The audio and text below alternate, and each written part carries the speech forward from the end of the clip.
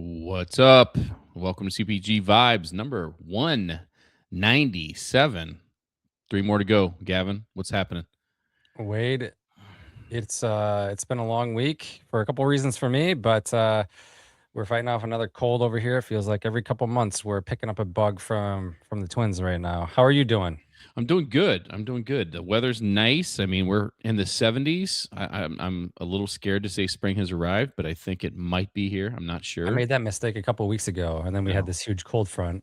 I think as everyone or most people are aware, we live somewhat close to each other, and we definitely dipped down in the mid 20s again. I think Tuesday Yeah. night into Yeah, I Wednesday. was gonna say like last weekend was t-shirt weather, and Monday it was like gloves and hat weather. It was crazy, but Yep, it's good to yep. be back. I mean, we took 2 weeks off, and I know we got our guest Kenny Hausmann with Fresh Time coming on pretty quickly. But we took a couple weeks off. When Gavin and I started doing this together, we said that we were not that we were going to force it, but life happens. Gavin's a parent and has two active twins, and so took some time off for Expo. We're back, and I mean, I'm sure we got a lot to talk about today, right? No, absolutely. And look, at the end of the day, we both got full-time jobs too. So, sometimes work Life gets into happens, it too. and life happens, right? Yeah, but it's good to be back. So, It is. if it's your first time joining us or it's been a while, you can find past episodes on Apple Podcasts, Spotify, YouTube, probably some other things that I'm missing, here on LinkedIn as well.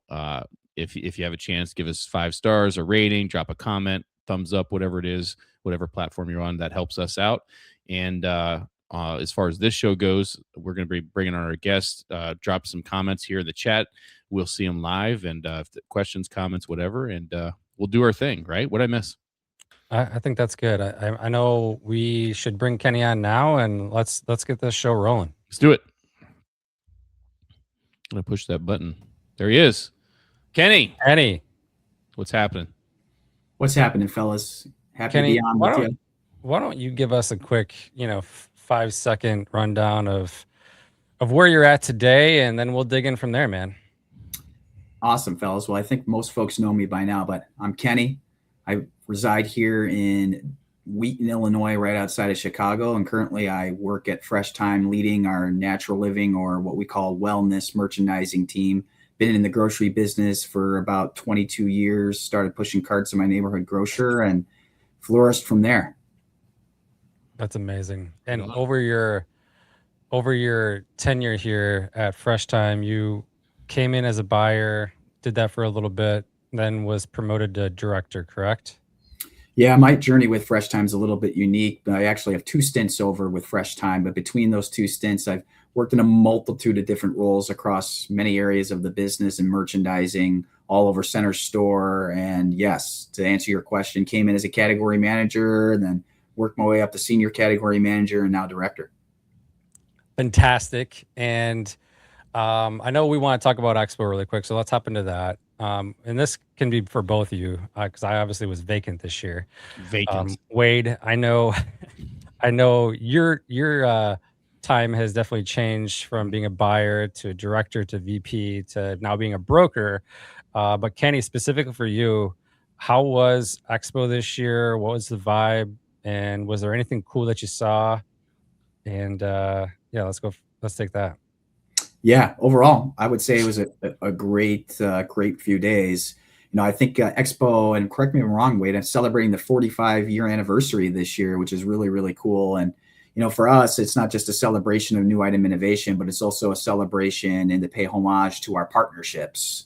So, like, really, that was my approach this year. I mean, when we think about just our business, we're coming off a really good year in terms of financials, actually really good couple of years, though the fourth quarter was challenging. We all know about that. And I know you guys talked ad nauseum about the economy, but it was just a great opportunity to come together, celebrate our industries, celebrate our team relationships, and celebrate our partnerships. So overall, it was a really, really great 3 days. I'll be honest with you, fellas, in my role and the responsibilities that I have, it's less about getting on the floor and talking through items and stopping at every booth, but more so really working with the team and really trying to oversee the overarching trends and coordination and meetings and things to that nature, but it's all good. Nice. Yeah. Kenny, I guess elaborate on that. I mean, you probably have spent 10 plus years in the actual buyer desk. How has that evolved from being a buyer to now, you know, walking the show as a director and having direct reports? Like, what's how big of a change is it? Yeah, I would say the biggest change, Gavin, is really as you grow in your role, like your scope gets broader, right? So, like as a category manager and a buyer, you're really taking a really kind of more myopic view on your desk and focusing on your suppliers and focusing on trends that relate to your area of business. Now that I have a larger scope of responsibility and multiple category managers, it's really taking it a step above and really coordinating what that few days is going to look like for the team, setting forward the intention and the strategy, and more of so how do I participate, with all of the CMs at during the show to provide them the support and really looking at that kind of overarching view, if that makes sense. It makes a lot of sense. And I guess taking it, looking at it from your approach now, and how you've grown in your role, are you having pre-expo meetings with your team, and like are you setting the tone that this is what we want to accomplish, or what? Kind of talk through that pre-expo process as far as leading your team. Yeah, absolutely. When I say intention and purpose, there is an intention and purpose. Of course, like we want our teams to be there and not have so much structure that they're in meeting rooms all day. Because really, the value is getting out on the show floor and connecting with our brands and scoping out new and building our innovation pipeline. But at the same time, you do have to have a plan because we know how big Expo West is, and it can get really easily buyer could get easily distracted if we don't have an intention and a strategy and a plan. And it's also important too for all of our CMs to understand the communication and understanding what we're looking to go after. So prep work is critical. So really sitting down with the team and laying out, okay, here's our strategy for the next 3 days. Here's what we're doing for the next 3 days. We typically make it a week long jaunt going to stores on the West Coast because we know that the West Coast has a lot to offer when it comes to natural foods. We had a vendor supplier engagement day on Tuesday where we had a pitch slam and a supplier town hall to talk through our overarching strategies and get alignment from our supplier community. So there is a lot of work that goes into it. But ultimately, my goal as a leader is to make it as transparent for the team as possible, give them that structure, as I mentioned, but at the same time, ensuring that they have the space to do what they do. At the end of the day, we have a lot of responsibilities. We all know a category manager, unfortunately, new item procurement and innovation curation is like probably 10% of what they do, right? There's a lot of business management, and that doesn't stop when they are at Expo West. So it's just giving them the space and the freedom to do what they do and also keeping them focused. We're here to do a job, everybody. So we have to trust the team back at the office is doing what needs to be done to keep the business moving. So if you were to guess, like if you were to lay a overarching plan, and not what you did this year, but just generally speaking, current vendors versus innovation foraging, how would you like to see time spent, or what do you think? What should that direction be? Is it 50-50? Is it, how much of it is shaking hands, kissing babies with your current partners, and how much of it is foraging as it pertains to Expo? Yeah, as it pertains to Expo, it probably does depend on the desk, because every desk doesn't have the same level of emerging brands or innovation. But if I were to put a percentage to it, I truly believe it's around like 60-40, right? So 60% innovation, 40% those big brand connections. Because if you think about it, you have a lot of individuals that are going to Expo West, including high level leadership from companies. So even if it's a big company and you connect with them on a day in and day out basis, you don't typically always get in front of the people and some of those higher level decision makers that you can actually partner with. And they want to connect with the retail partners too. And you can get a lot done in that space. But yeah, I believe 60-40, 60% innovation, 40% existing brand partnerships. Nice. Yeah, I would say when you're there at Expo, at least in my past, you would have essentially a 1 day of meeting with vendors, and that could be anything from like new items to existing, or bulk of it was obviously existing business, where you give whatever it is, 15 to 30 minutes to your large brands, and you're meeting whoever you need to meet. If you're meeting the regional sales manager or regional director and their boss, like that there's a time and place for that. And then obviously the show floor is more wide open to, seeing your smaller brands and then the innovation and everything else as a category manager. Kenny, I just got to imagine, like, you know, as a director, you're probably spending less time on the floor and probably more strategic stuff all across the. Talk about that Tuesday day, that State of the Union or whatever you guys did, the town hall.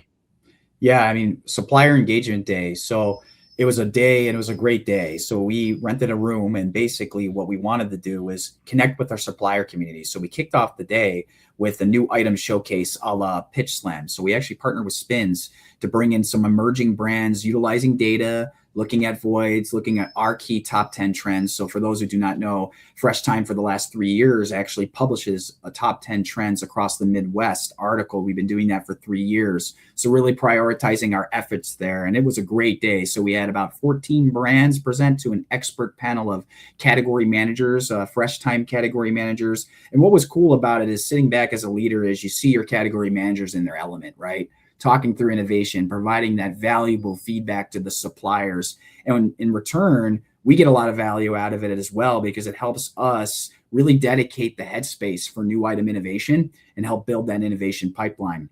We also had an open house. We're actually going to be adding some technology to our space, merchandising planning suite. I won't get into the details there. What I can say is it's industry leaning, and it's ultimately going to help you best partner with Fresh Thyme. So we had an open house going through demos of that new tool. And then the supplier town hall, that was a lot of fun. So it was our opportunity to really get in front of our supplier community. And we had a full house. In fact, I feel like the fire marshal was going to be called on us because we overstacked that room for sure. But it just speaks to the interest and the intrigue and the engagement and the communication that our suppliers really want from us. And we had an opportunity to get in front of them and really talk about our 2026 strategy, where we've been over the last 12 years, thank our vendor partners for their partnership, and then really outline the best way to partner with us and talk through, what our goals and our initiatives are for the year rather. And our vendor partners really value that transparency and communication. And I don't know about you two fellas, but when you think about points of differentiation as a retailer, though not always customer facing, I believe vendor relations is a key piece of that, because the way you can partner with a supplier, I mean, they have a multitude of retailers they can partner with. And we want to make sure that they're the partner they go to first, the one that they want to partner with, because we build a foundation of trust built on being transparent and having clean cut, effective communication, which that's exactly what we did. So a lot of positive energy coming out of that day. Yeah, I love that idea. I think when you can get everybody in a room and show them where you're at, show them where you've been, show them where you're going, it's easy for a brand to lean into that at that point. It's easy for the broker to lean into that, and for the buyers to have one streamlined vision going forward. It makes a big difference. And then, again, like I think you're totally right, Kenny. I think um, a lot of retailers probably are under leveraged with their uh, vendors, because it's time and energy, right? However, if you put a little bit of time and energy into your vendors, guess what? They can give you more deals, they can give you a little bit more margin, and they can give you more. They can give you a little bit more everything. But if you don't ask for the business, you don't get the business. Yeah, and I think I've been several organizations that have done not necessarily around Expo, but just generally speaking, like a vendor day and I think it's just puts whether you call it State of the Union or annual meeting, whatever it is, right? It's like, here's our merchandising programs, here's what we as an organization are leaning into, here's how you can deeply partner with us. I talk about this all the time, right? You can't have a cookie cutter approach from retailer to retailer. You have to customize it based on what's important, what makes Fresh Thyme Mhm. tick, what is Earth Fare getting behind, what is, and so on and so forth, right? And the more you can customize as a vendor, broker, what have you, is the more you can customize your plan to fit in with the retail alignment. The execution is just simply going to be better, right? I mean, because Mhm. you're putting these programs together. Here's what we're looking to do. here's what we're asking from you, and you're looking for alignment. And I think that really, in my opinion, that's people that do that do it well. I know we want to move on past Expo, but I want to ask Kenny one more question, and it really pertains to, we talked about pre-Expo, we talked about Expo itself. What happens after Expo? Do you huddle up as a team and talk about the good, the bad, the ugly? Do you talk about execution on the back end? What you want to do differently next year? What is the after Expo? The recap look like? Easy answer is all those things. So as it's fresh in our mind, we always have time at the airport to really talk about, and just at a high level, like, hey, what did we see? How are things going? And we have this exercise we've been doing a lot in our organization as of late called the plus delta. So in other words, after the end of a big meeting or event, we pull the team together to talk about the positives, talk about areas of opportunity, and then we bucket all of that. And then that helps kind of build our path on how do we continuously improve. But it's really getting the team together, get the initial thoughts. And we're actually going to have another get together in the next about 10 days or so to do a more of a formal recap of, here's what we saw, here are the overarching trends, and here are the next steps and what we can expect over the next 6 months to a year coming off of Expo. Cool. Well, Gavin, I'm going to toss it to you here in a second to move things along for us, but I want to make sure I shout out Rich and Sean commenting in the chat, and anybody else that's there that wants to comment and participate in the conversation, please do. But what's next? What do we want to talk about next, Gavin? I know we had a few things. Snapchat and Facebook do a pretty good job of keeping track of your 10 years. And I do want to say, I think last week would have been the 10-year anniversary of me getting kicked out of the Marriott when I was at Fresh Thyme. So that was a lot of tequila that night with Simon and Jonathan. I'm sure they would remember that. He's naming names. He was throwing himself under the bus, but he was naming names as well. Jeez. No, they were there. They witnessed it. I remember Simon telling me. Okay, I thought you were. I remember Simon telling me he's never seen anybody ever get kicked out of the Marriott before, and I was the first one. So that's something I don't remember, but I know it happened. It happened. Nice. Yeah.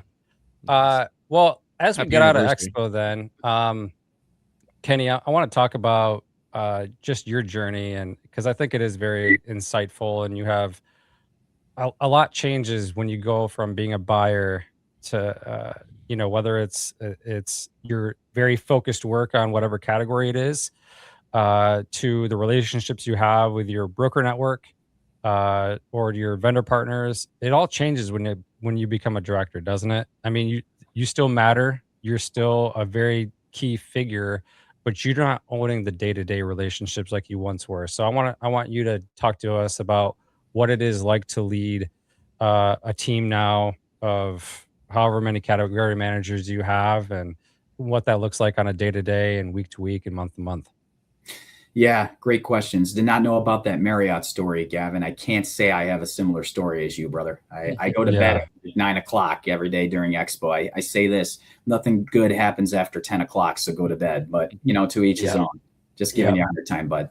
Yeah. So I love this question because, leadership is most certainly like an evolution, right? And I would say that, personally for me, it's a shift in mindset, because really table stakes in growth is you're good at what you do, but people management becomes more at play when you grow as a leader and you have direct report responsibility. And they're two different skill sets. I think you both would agree on being a good category manager in this example to being a really good, effective leader.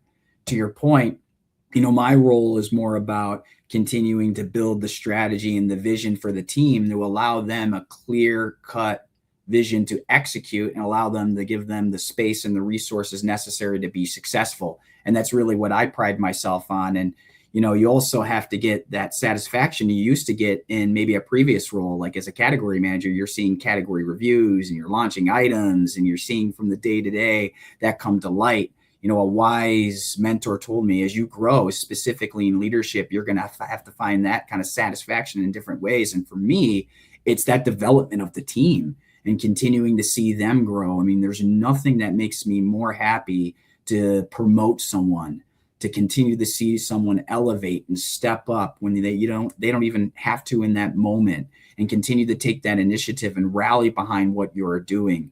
So like it's too, you got to continuously grow as a leader as you're growing through an organization, especially if you start from the kind of, we'll say, entry level to the top, because you learn every aspect of the job, which is a good thing because you can relate to all levels of the business. But at the same time, you have to continuously, not going to say do less, but you're going to be doing less of the tactical work and doing more of the strategy work.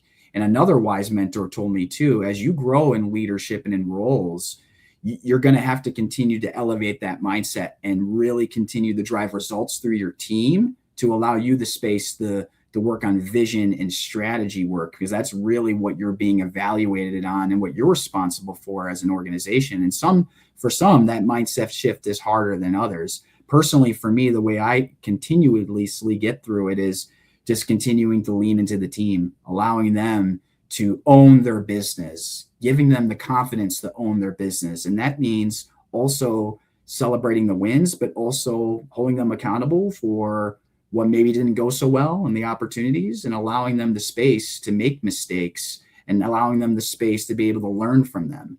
So I know I kind of zigged and zagged through that, but it's like it is a different mindset, again, because people management and business management are different and take different skill sets. And as a director, you really have to have competency in both.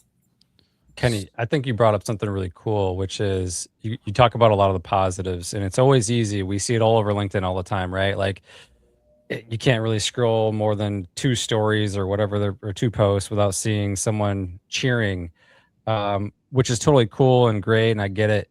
But you just talked about some losses.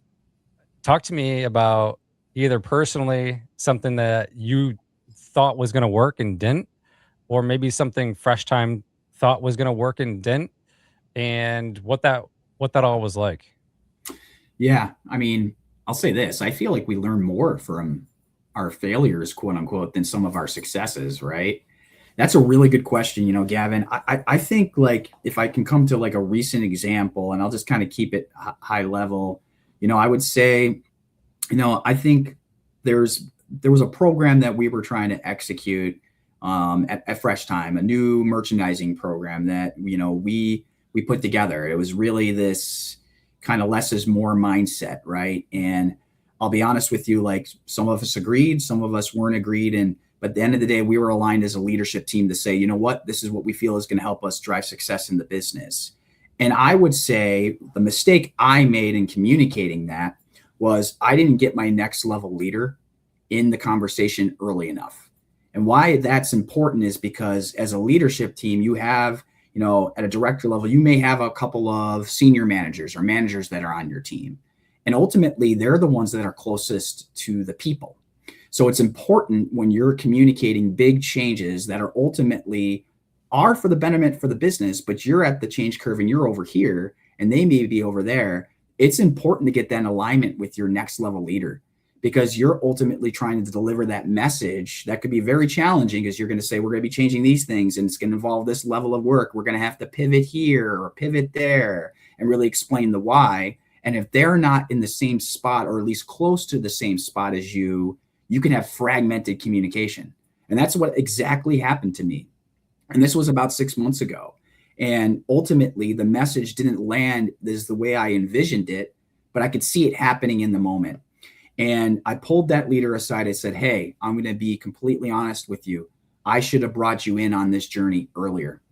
And in doing so, that would have ultimately equipped you to be able to be more so aligned with me, even if you didn't agree with it, to help drive the team forward. And she actually appreciated that transparent conversation, because as a leader, it's okay to also admit mistakes. And that's why I share that, because even if, no matter what, regardless of the role that you're in, we can always learn and grow. And that's the beauty about leadership as well. You get to work with a multitude of different people and get to learn from them every day. So, Kenny, I want to talk a little bit about, without naming names. I mean, I certainly don't need you to. If you want to, that's up to you. But whether you're talking about current state, present state, past state, whatever, right? So how has your experience, through the multiple organizations you've been with, and most recently before you're promoted into your current role, influenced how you're leading your team today. Whether there's a good example that I worked under this person, again, not naming names, and I learned this, that I don't want to do that, or I want to make sure I do that. Talk a little bit about how your experience has developed your leadership style. Yeah, I would say generally, like, the foundation of my leadership style is I am a servant leader, though I would say, like, I've evolved to serve the team, but also in remembering serving the team isn't always mean doing everything, right? It's continuing to empower the team. And I think of like two mentors that I've had in my career. One, I'll go back to my days in Buffalo. It was an old school grocer. His name was Dave. I'll just say his name was Dave. I won't say his last name. Old school, hard-nosed grocer, right? He taught me the fundamentals of the business. And when I say old school, hard-nosed, like, he would go around the office, and if something wasn't right, he would say things like, "This is embarrassing, Kenny. These results are embarrassing," these sort of things. But ultimately, he cared. And the one thing that I really gained from Dave was that mindset of really developing talent. And I was brought along quite slow in the organization I was in. And I was a young, eager, assistant buyer trying to get to that buyer level category manager role. And I just didn't understand at the time, like, what am I missing? I keep going for these interviews. I'm not getting the role. But for Dave, he saw a lot of passion and talent, but also at the same time, it was raw. And he wanted to make sure that I was ready, actually more than ready, to take that next step. Because ultimately the mindset was, you'll make an immediate impact in the role that you're in, and then you'll continue to propel yourself to the next role, the next role, the next role. So that's what I learned from him, was talent development and really serving your team by empowering your team. Also learn that there's multiple communication styles. I have more of a supportive communication style, though I can be firm when need to be, but also fair. And I do believe in building a foundation for accountability, which is simple: consequence to an outcome, right? Both positive and negative.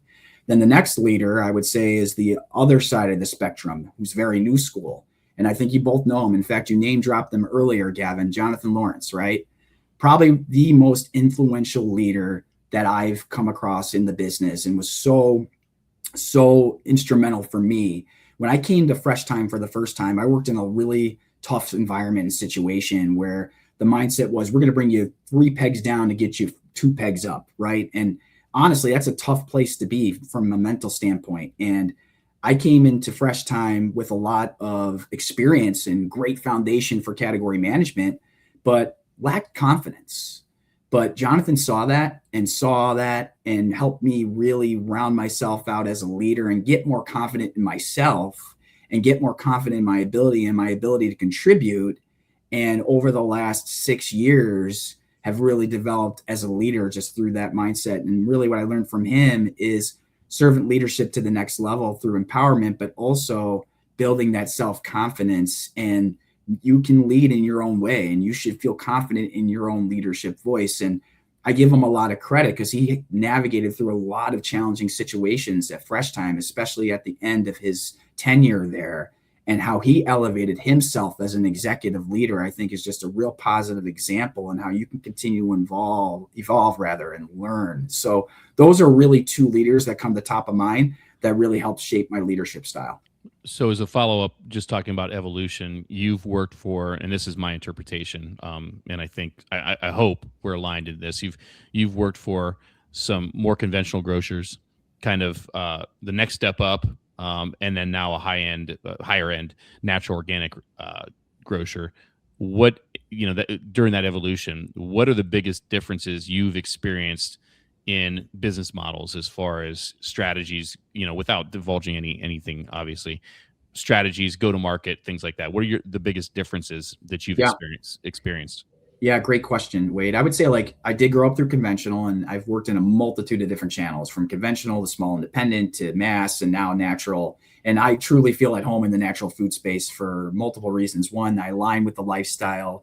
I'm really passionate about it. My personal mission is to provide access to healthy, nutritious foods and wellness products in the communities in which we serve. And I feel that just directly aligns with the natural channel. But business model differences, I mean, I've worked for mature companies that have a lot of process and infrastructure, which is not a bad thing. A lot of great tools. Like, I learned the foundations of category management and how to run a business through conventional grocery. But I learned how to be creative and learn how to lead and learn how to innovate through natural grocery and retail and be scrappy and entrepreneurial, because in our space, we're still a relatively young company. We're 12 years old. So we're like building process and infrastructure now, which is a really cool thing. Like I came into the business where we were slowing down store growth, but was brought in to help build that next level. And how do we actually build the foundations of business? Because it's funny, and I think you can attest to this way because you kind of had the same journey as I've had. When you work for conventional grocery, there's certain things from category management and reading a P&L or just from a buying aspect that are like really fundamental to you, but may not be in a not as mature company. So your ability to be able to contribute is just at a different level. And personally, I love that about where I'm working today. I mean, as challenging as it can be sometimes, because we are a lean team, you really have a seat at the table to make a difference. Yeah. I would say that too. Like sometimes when you have a wealth of experience, it is not wanted at that next place you go.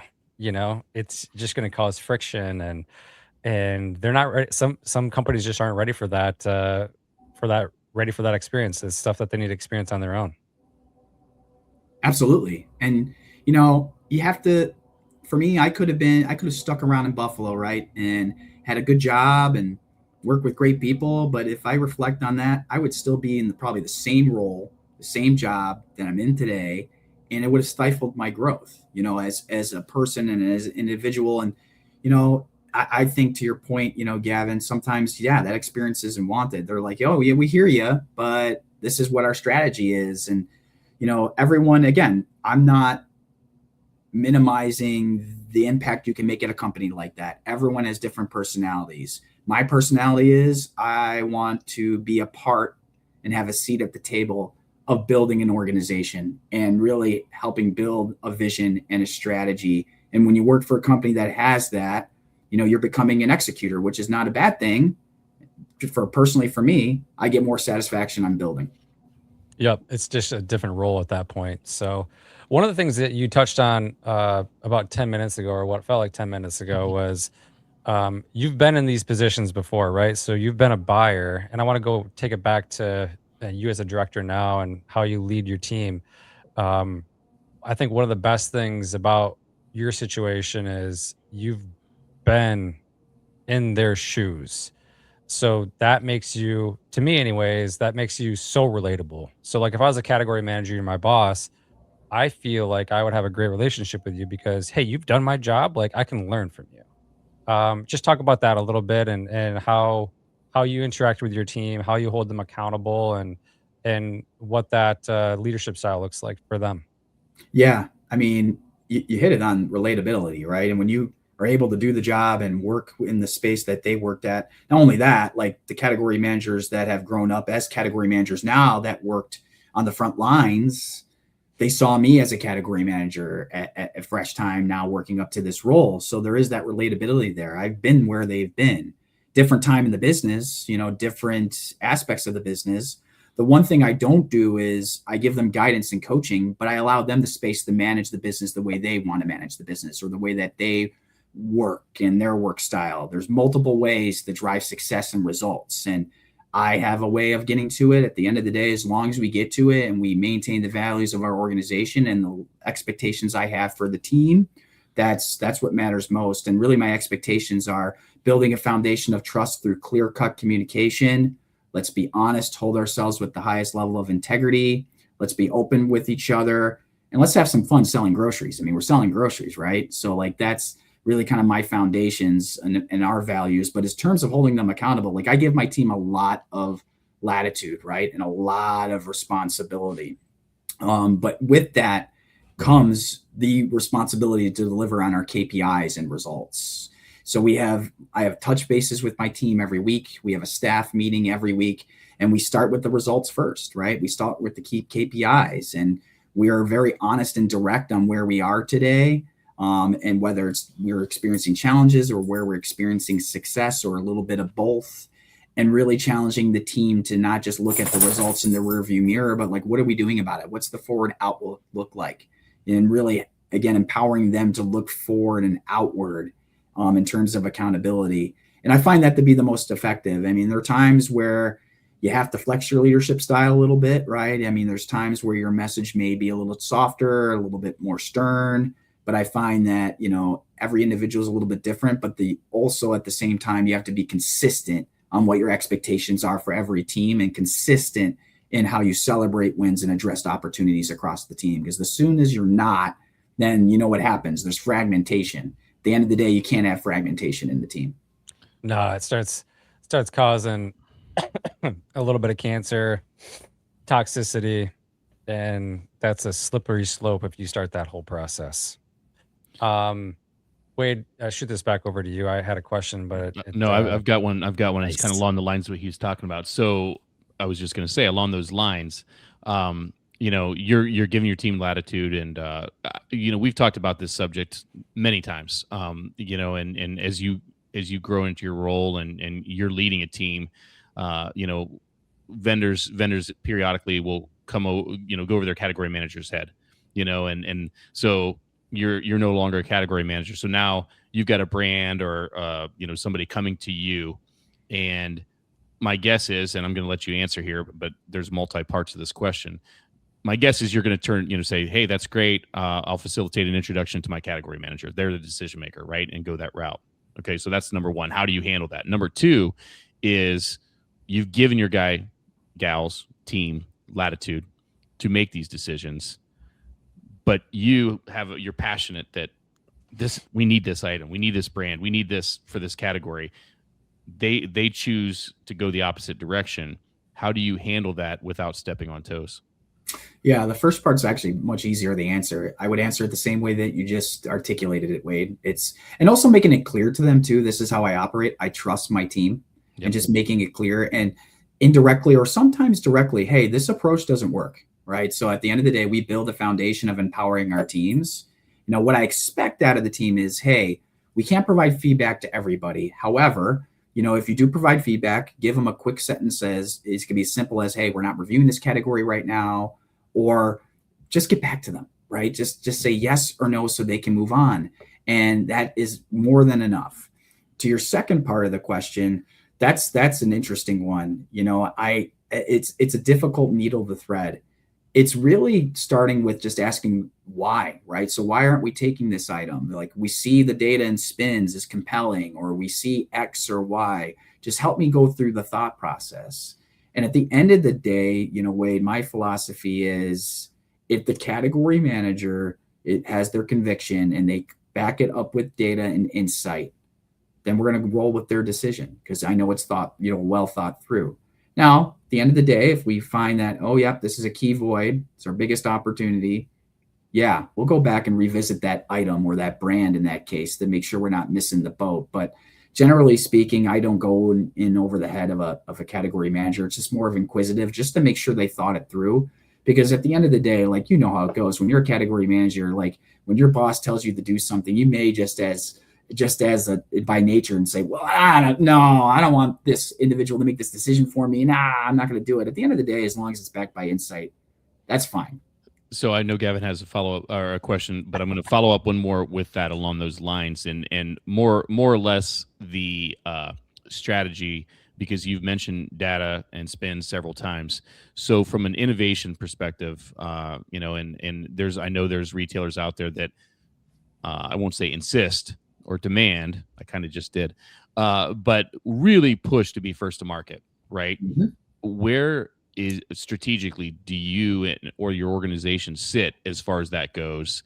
And are you starting to go one way or the other based on, things that you've experienced over the last year? In other words, I'm a brand. I don't have that data. I'm not in spins, but I have, in my opinion, a compelling item, compelling brand.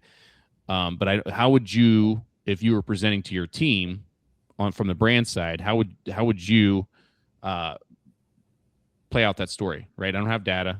I just, it's just a great item. So what do you do? Yeah, it's balancing the art and the science. That's what it comes down to. Easier said than done.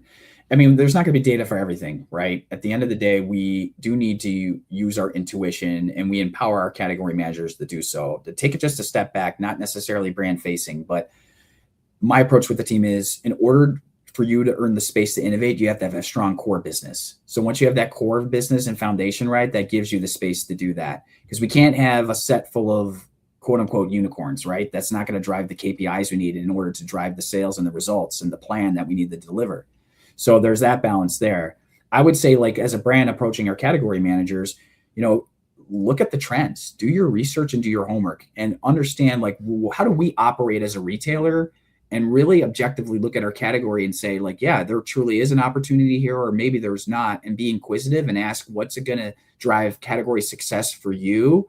And then also share trend data. Is this on trend? It's aligned with like where the customer is looking for. If there's any competitive set data you can share, or just any insights you can share with the team along, like how your brand is different from what we carry on the shelf, and doing it in a way that's going to elevate the category, not necessarily saying like, like we have better quality and then these brands or these SKUs. I don't believe in the philosophy bringing any brand or item 2 pegs down to bring your brand a peg up, if that makes sense. Mm-hmm. So it's really having the conversation with the CM around their strategy, being inquisitive, asking how you can help, drive the category, and then backing that up with anything along the lines of trend. Because in order for us to stay relevant, or any retailer to stay relevant and differentiate, you're going to have to lean in and foster those trends. And that's the beauty about natural foods retail. The customer intentionally shops our stores to look for things like that. So there is space for that. But at the same time, again, it comes down to having that strong core foundation and that assortment to be able to afford and invest in innovation, because it is an investment. Okay. Man, I feel like we can go a lot of different angles to that. And one of my immediate thoughts is, Kenny, when you're looking at your competition and how specifically the wellness department has evolved and changed over the last 6 years since COVID kind of happened, what is the state of supplements right now? Are people still buying as much or as more as they ever have? Or has there been a shift to more natural remedies and food?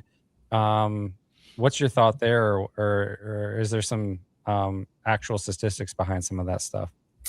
Yeah, I mean, I will have to do some research to get the exact statistics, but to actually like look at what we're seeing. I mean, I would say that wellness within food is most certainly continuing. Like, I would say, like, given the current economy and the economic climate right now, it's been challenging. I mean, obviously higher price points in our wellness space. And I would say, like, in our vitamins and supplements world, especially, I mean, there's no one that does it quite like Fresh Thyme, right? I mean, we have the broadest assortment of holistic vitamins and supplements. I mean, it's no mystery if you shopped our stores. But at the same time, there is this economic shift as folks are really trying to make their dollar stretch further, whether it be lower dose counts or different types of products, and trying to get those nutrition through food. But we also know too, there's nutritional gaps in the food that we have today, that sometimes supplementation is necessary. At the same time, there's also a lot of pill fatigue too. What do I take? What don't I take? I don't want to spend $150 a month on my supplement stack. So we've seen a lot of growth in like functional greens powders, for example, that provide multivitamins and mushroom complex and superfoods complex to kind of create that one-stop shop, if you will, for supplements in general. But it's dynamic right now, fellas. I think that there's always going to be a place for it. And there's always going to be a need for it. It's just we have to meet the customer where they're at and shift our focus as we always do, but at the same time maintaining the integrity of who we are. Yeah, I think that's something that every retailer is probably going to figure out here in the next 3 or 4 months, as these costs are probably bound to go up. And Kenny, I don't know if you have seen anything yet, but obviously distribution costs are going to be impacted first, right? If the cost of fuel goes up, diesel, all that kind of stuff, it impacts everything because everything takes energy at that point. So I'm sure you guys and every competitor that's in your region, every retailer across the country is going to have to face this battle, and it is going to make a lot of consumers stretch. So if they were buying supplements every month, they might buy supplements every 2 months or every month and a half, and that's going to impact everybody's bottom line, or whatever product it is that is not deemed a necessity. So that'll be interesting to see over the next as long as this goes on across the planet. It's interesting when I've dealt with this in the past when, fuel went through the roof and it was more on the conventional side of the business. And the first thing vendors, my experience was they wanted to do was pass on fuel surcharges.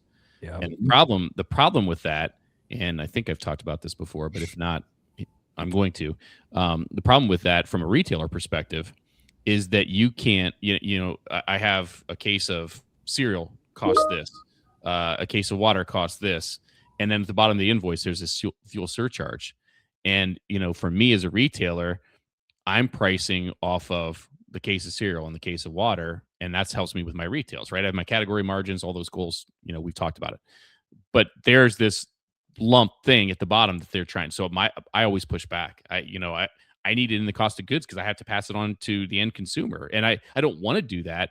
But if fuel surcharges are a thing, they should be a thing for everyone, right? I mean, we all, across, whether you're buying from a third party distributor, direct distribution, you're all impacted by the price of fuel.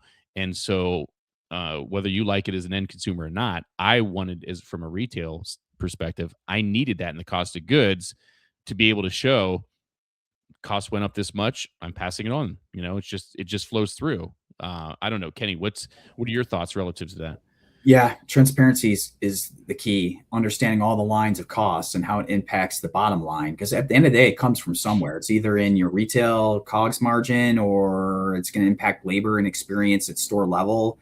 I mean, the transparency, the best. I'm the same way. Like, no fuel subcharges. Everything's got to be baked into the cost of goods. And we even go as far as all of our freight from our own DC, we apply that to the cost of goods too, just so we have that clear transparency, because it's either going to come off the store's direct invoice or the cost of goods. And to your point, Wade, it's not because we want to pass that along to the consumer. We just want transparency on what our true costs are, because that helps our category managers negotiate the best price for our customers too.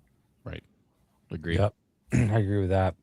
Kenny, one of the interesting things that I think is cool about your career is you've made some really strategic moves. I think you moved from Buffalo to the greater Chicago market, and then the greater Chicago market to Hawaii, and then you're back in the greater Chicago market.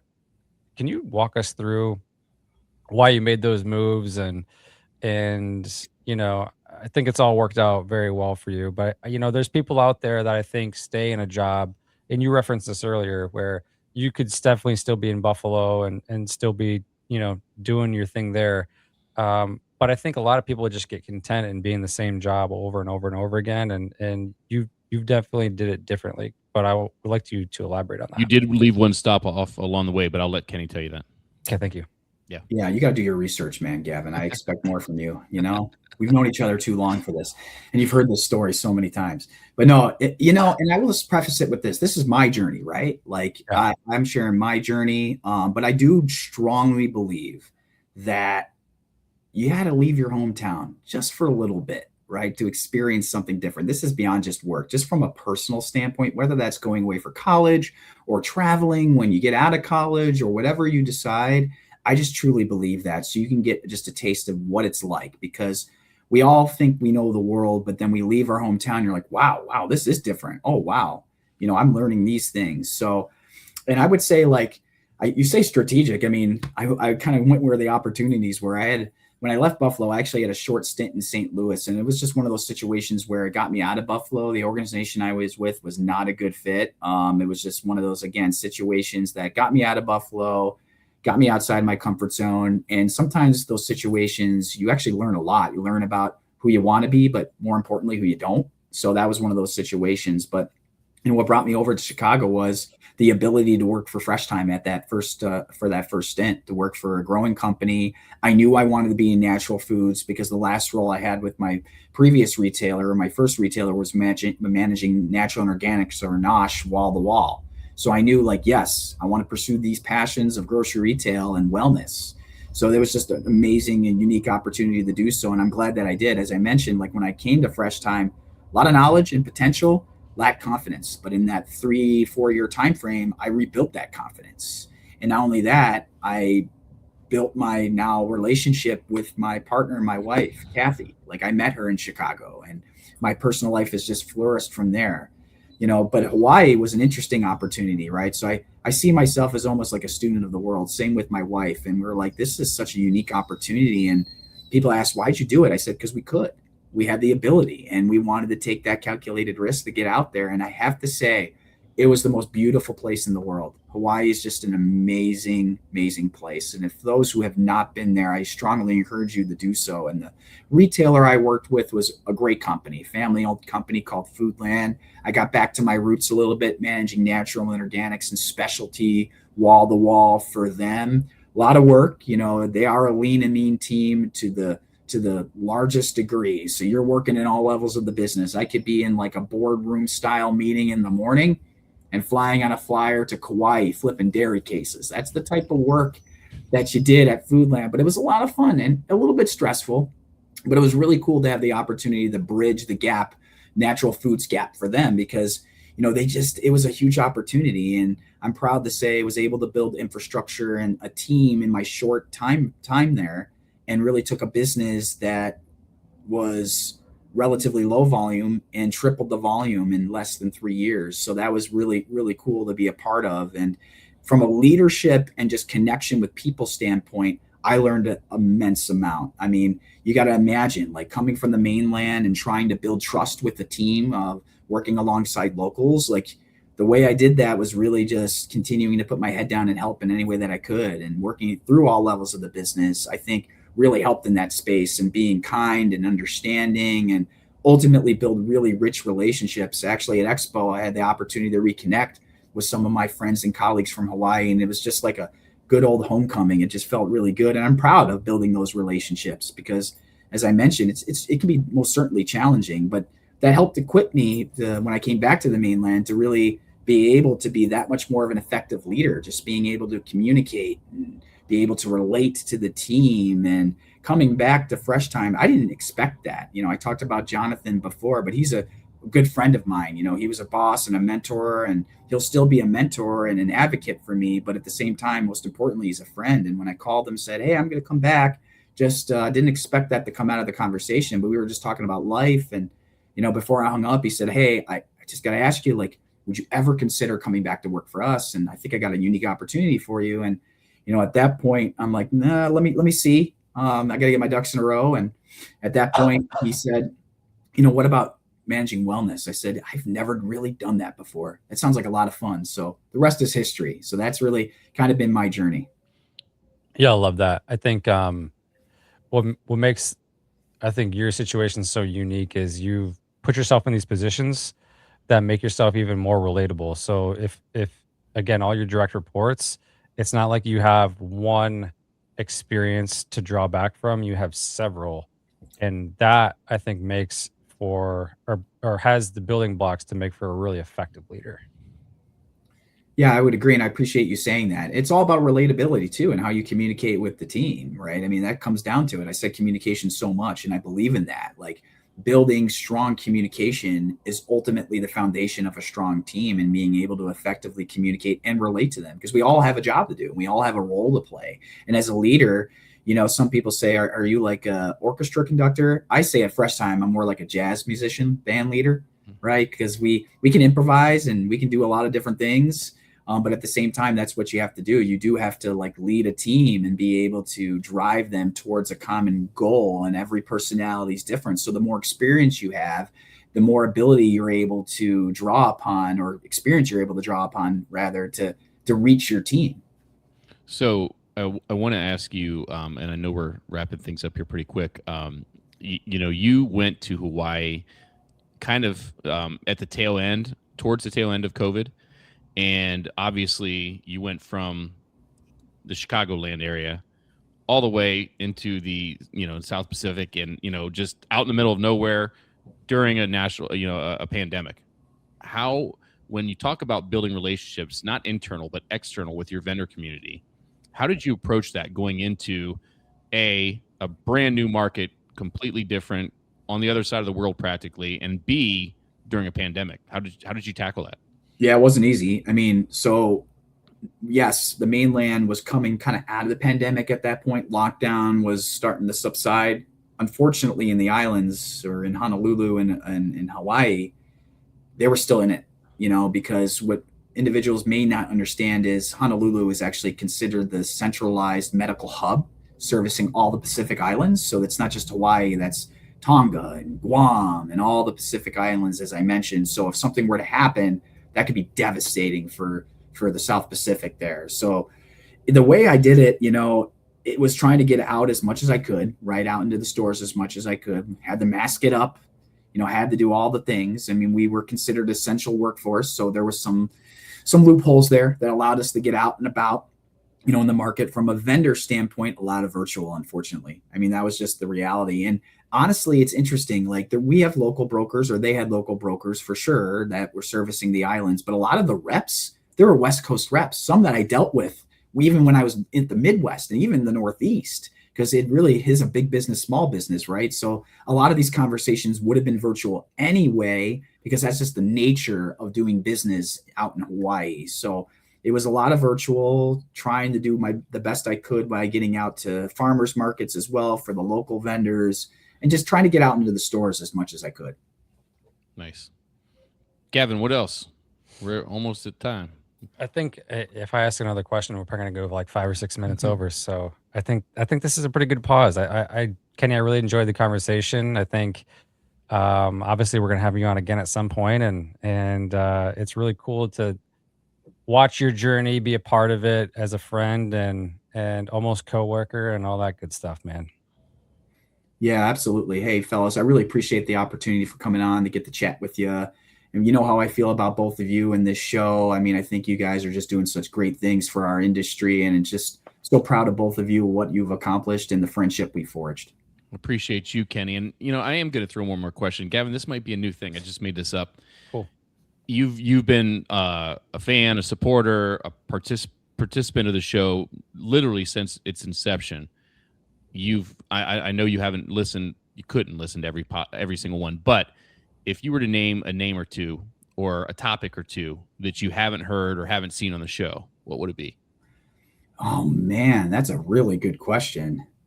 So I think like a couple of, I mean, you definitely have covered a lot, right? I think I would love to hear more. One, I feel like the Steve Black conversation that you guys had several months ago, man, that was great. Probably one of my favorite episodes. Yeah, I mean, I've had the opportunity to take his master class, and it was just top notch when it comes to professional development and leadership. Yeah, absolutely. I'm waiting for my bracelet still. It's on the way.